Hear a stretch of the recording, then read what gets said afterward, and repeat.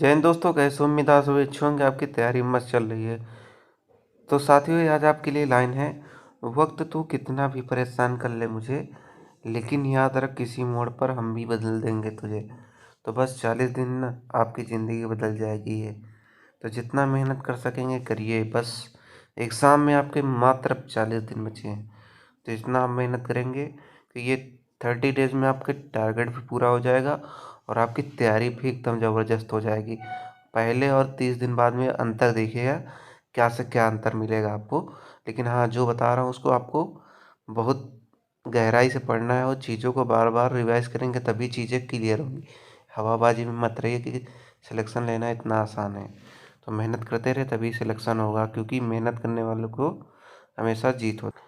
पहला टारगेट आपका मैथ में अनुपात समानुपात, इसको रेशियो प्रोपोर्शन बोलते हैं, जिससे आपके एक क्वेश्चन तो तय ही है, कभी कभी दो भी आ सकते हैं।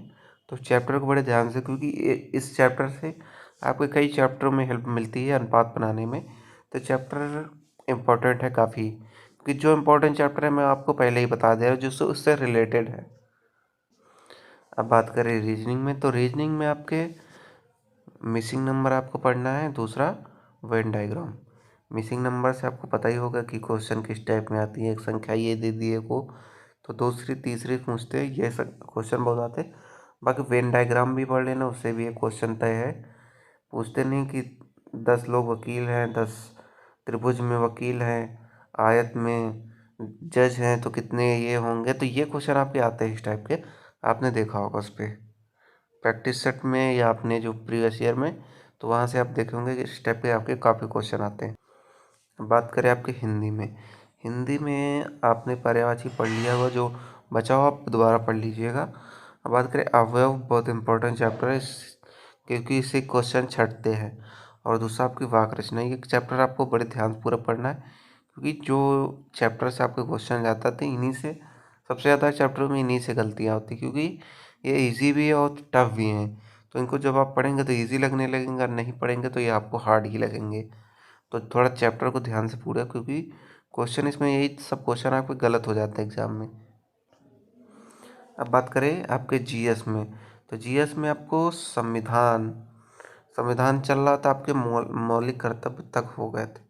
अब आपको आ जाना है राष्ट्रपति पढ़ना है, उपराष्ट्रपति, केंद्रीय मंत्रिपरिषद, महान्यायवादी, फिर संसद में आ जाना है अनुच्छेद 79, उसमें आपके सभी कुछ होगा, लोकसभा भी होगी, राज्यसभा।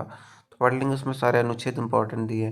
फिर राज्यपाल पे आ जाना है, राज्य विधानमंडल से भी, फिर उच्च न्यायालय आ जाना, और फिर केंद्र और राज्य के संबंध जो है, फिर उसके बाद आपात ओपंद। ये आपको इतना पढ़ लेना है, क्योंकि ये सब चीज़ें आपके एग्जाम में पूछता है कि क्वेश्चन। तो ऊपर को आपका जो भी इंपॉर्टेंट चीज़ें पढ़ लीजिएगा, उसके बाद ऑब्जेक्टिव सॉल्व कर लेना। तो सारे आपके कन्फ्यूजन दूर होंगे, क्योंकि यहीं से क्वेश्चन आपके बनते हैं।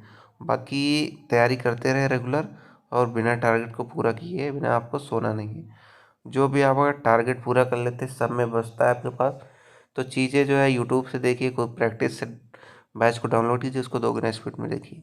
ये चीज़ें जो है करने से आपकी तैयारी में काफ़ी इम्प्रूवमेंट होगा पहले से, और जो अभी कर रहे हैं उससे भी काफ़ी इम्प्रूवमेंट होगा। तो रेगुलर पढ़ाई करते रहें तभी आपका सिलेक्शन होगा।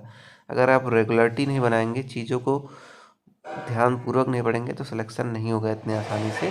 तो मेहनत करते रहें, मेहनत करने वाले को कुछ ना कुछ तो लाभ मिलता ही है ज़िंदगी में। तो तैयारी करते रहें, और कोई भी डाउट आपके रहते हैं तो कमेंट कीजिए, मैं आपके जवाब दूँगा।